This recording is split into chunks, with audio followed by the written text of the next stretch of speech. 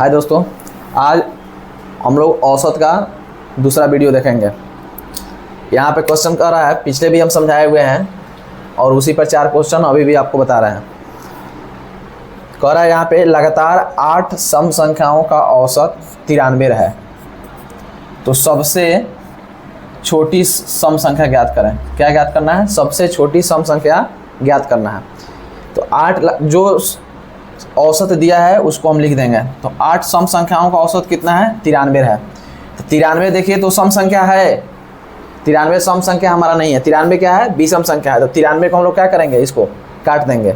अब 8 को कह रहा है तो 8 बार यहाँ लिख देंगे। 3 4 5 6 7 8, 4 पार्ट इसको लेफ्ट किए, 4 पार्ट राइट किए।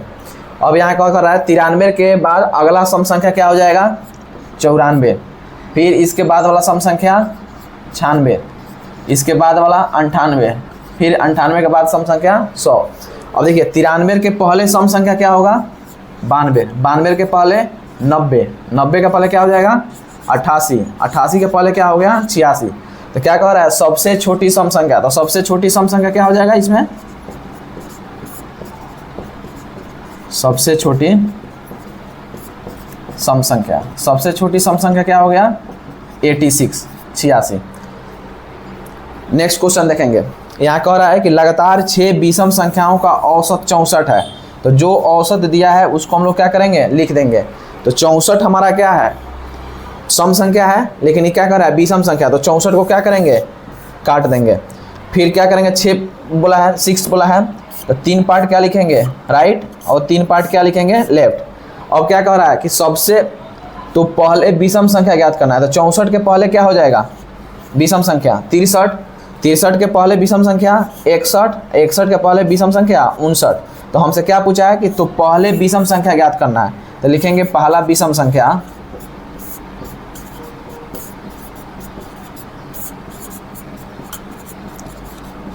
पहला विषम संख्या क्या हो जाएगा? 59 हो जाएगा। नेक्स्ट क्वेश्चन देखेंगे। यहाँ पर कह रहा है कि लगातार 5 विषम संख्याओं का औसत 49 है। लगातार 5 विषम संख्याओं का औसत क्या है? 49 है। तो 49 हमारा क्या है? विषम संख्या है, तो इसको रहने देंगे। 5 का है तो 2 पार्ट क्या लिखेंगे? राइट, और 2 पार्ट क्या लिखेंगे? लेफ्ट। अब क्या कर रहा है? अंतिम से दूसरी। तो 49 के बाद विषम संख्या कौन सा होगा? 51। 51 के बाद विषम संख्या कौन सा होगा? 53। तो क्या कह रहा है? अंतिम से दूसरी। तो अंतिम से पहला दूसरा, तो अंतिम से दूसरी विषम संख्या क्या हो जाएगा? अंतिम से दूसरी विषम संख्या। तो अंतिम से दूसरी विषम संख्या क्या हो जाएगा? 1 2 क्या हो जाएगा? 51। नेक्स्ट क्वेश्चन देखेंगे। कह रहा है कि लगातार 8 विषम संख्याओं का औसत 96 है। तो जो औसत दिया है उसको क्या करेंगे? लिख देंगे। 96 जो है हमारा क्या है? सम संख्या है, लेकिन यहाँ क्या बोला है कि विषम संख्याओं का औसत है। तो सम संख्या है तो इसको क्या करेंगे? काट देंगे। 8 विषम संख्या बोला है, तो 4 भाग क्या लेंगे? राइट लेंगे, और 4 भाग क्या लेंगे? लेफ्ट लेंगे। अब क्या कह रहा है? तो 96 के बाद वाला विषम संख्या हमारा क्या हो गया? 97। 97 के बाद वाला 99, 99 के बाद 101, 101 के बाद 103। अब देखिए 96 के पहले वाला लेना है, तो 96 के पहले क्या हो जाएगा? 95, 95 के पहले 93, 93 के पहले विषम संख्या 91, 91 के पहले 89। अब देखिए क्वेश्चन क्या रहा। अब 8 को लगातार विषम संख्या का औसत 96 दिया था, तो 8 लगातार विषम संख्या लिख लिए। और कह रहा है कि प्रथम और अंतिम विषम संख्या का अंतर बताना है। तो अंतिम विषम संख्या क्या है? अंतिम विषम संख्या माइनस प्रथम विषम संख्या। क्वेश्चन में क्या पूछा है कि अंतिम और प्रथम विषम संख्या का अंतर। तो अंतिम विषम संख्या क्या है? 103, और प्रथम विषम संख्या क्या है? 89। ये दोनों का अंतर निकाल लीजिए, कितना हो जाएगा? 14 हो जाएगा। आपका आंसर क्या हो जाएगा? 14। Next question. अभी हम लोग क्वेश्चन देखेंगे। 1 + 2 + 3 डॉट डॉट प्लस 100 कह रहा है 1 से 100 तक का योग ज्ञात करना है। तो n लगातार प्राकृत संख्याओं का योग होता है n into n plus 1/2। n हमारा क्या है, अंतिम संख्या है, तो अंतिम संख्या हमारा कितना है 100 इंटू n प्लस 1 यानी 100 प्लस 1 बाई क्या हो गया 2। अब 100 को 2 से कटाएंगे तो कितना आएगा 50।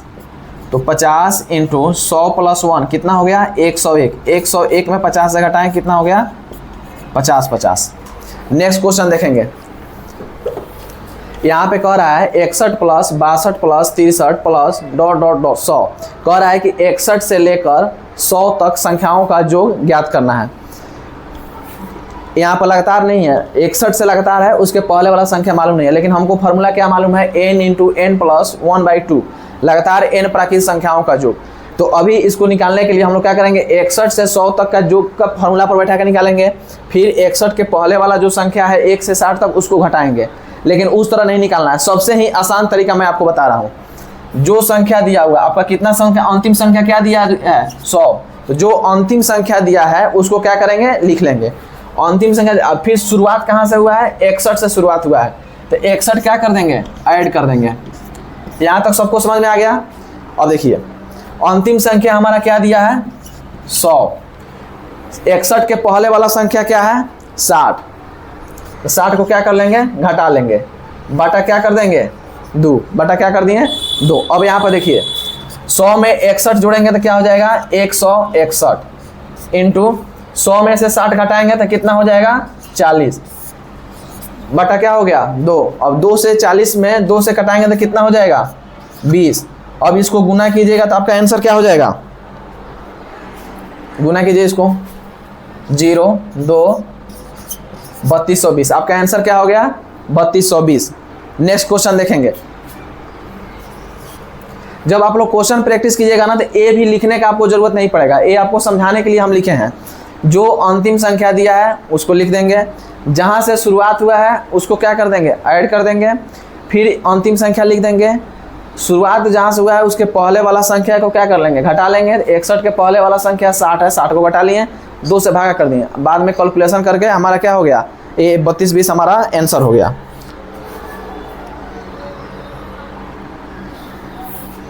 नेक्स्ट क्वेश्चन देखिए, कह रहा है 17 plus 18 plus 19 dot dot plus 40 तक का योग ज्ञात करें। तो अंतिम संख्या हमारा क्या है 40 है,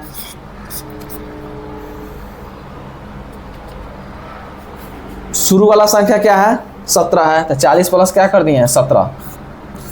फिर हमारा अंतिम संख्या क्या है 40 है। अब 17 के पहले संख्या कौन सा आएगा 16 आएगा, तो 40 में से क्या करना है 16 को घटा लेना है, बटा क्या कर देना है 2। अब यहाँ घटाइए 40 में 17 जोड़े हमारा कितना हो गया 57 इंटू 40 में से 16 घटाएंगे तो क्या हो जाएगा 24, बटा क्या हो गया 2 से किए 12। अब इसको गुना कर लीजिए, 57 में 12 से गुना कीजिएगा तो 12 में 7 से गुना कीजिए कितना हो जाएगा 84। अब 12 5 60 8 कितना हो गया 68, 684 आपका क्या हो गया आंसर हो गया। नेक्स्ट क्वेश्चन देखेंगे, कह रहा है 3 के प्रथम 8 गुणजों का औसत ज्ञात करना है। क्या ज्ञात करना है 3 के प्रथम 8 गुणजों का औसत। तो 3 के पहला गुणज 3, दूसरा 6, ऐसे ही करते करते 8वां गुणज कह रहा है तो 8 में गुना कर देंगे, इसको कितना हो जाएगा 3 8 कितना हो गया 24। इसका क्या निकालना है हमको औसत निकालना है। तो लिखेंगे, अब हम देख रहे हैं कि लगातार संख्या है, तो आपको पहले ही बताया गया है कि लगातार संख्याओं का औसत निकालने के लिए फर्स्ट प्लस लास्ट बाई 2 होता है। तो यहाँ लिखेंगे औसत बराबर फर्स्ट प्लस लास्ट बटा 2, यानी कितना हो गया 24 3 27 बटा 2। आपका औसत कितना हो जाएगा 13.5। नेक्स्ट क्वेश्चन हम लोग देखेंगे। चलिए अब हम लोग क्वेश्चन देखेंगे। कह रहा है कि 500 तक 15 से कटने वाली कितनी संख्या होगी। ये एग्ज़ाम से रेलवे एग्ज़ाम में, मतलब रेलवे एग्ज़ाम के लिए बहुत ही इंपॉर्टेंट क्वेश्चन है। देखिए कह रहा है 500 तक 15 से कटने वाली कितनी संख्या है। तो आपको करना कुछ नहीं है, जो संख्या दिया है उसको लिख दीजिए। कितना कह रहा है 500 तक, तो 500 लिख दिए। किससे कटेगा? तो 15 से, तो 15 से भागा कर दिए। हमको सिर्फ भागफल के पूर्णांक से मतलब है, कि भागफल के पूर्णांक से मतलब, शेषफल से कोई मतलब नहीं है। तो 500 में 15 से भागा किए तो कितना हो जाएगा? 15 तिहाई 45, फिर 5 जीरो आ गया, 15 तिहाई 45, हमारा कितना हो जाएगा? 33 हो जाएगा। इसका आंसर कितना हो जाएगा? 33 हो जाएगा। नेक्स्ट क्वेश्चन देखिए, कह रहा है कि 222 तक 6 से विभाजित होने वाली कितनी संख्या है? तो जो संख्या दिया है आप उसको लिख दीजिए। 222 दिया, 222 लिख दिए। किससे कह रहा है विभाजित होने के लिए? 6 से, तो 6 से विभाजित कर दिए।